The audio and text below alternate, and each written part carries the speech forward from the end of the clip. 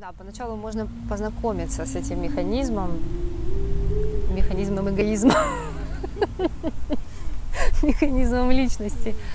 Ну, ты когда вопрос задаешь какой-то, ты его, да, кому угодно, С кем ты разговариваешь? Да. кому угодно, ты всегда опираешься на что-то.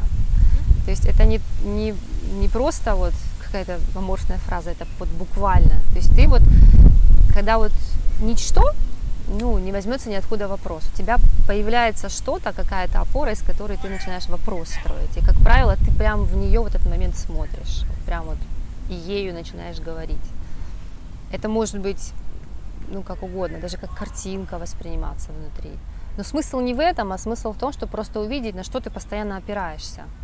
Когда... А в чем эгоизм заключается? В том, что ты опираешься на это постоянно при задавании вопросов? В том, что на то, что ты опираешься, этого нет.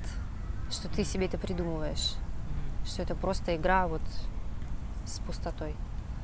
В этом нет сущностного, это просто вот пустые какие-то фантазии, идеи о себе, представления о себе,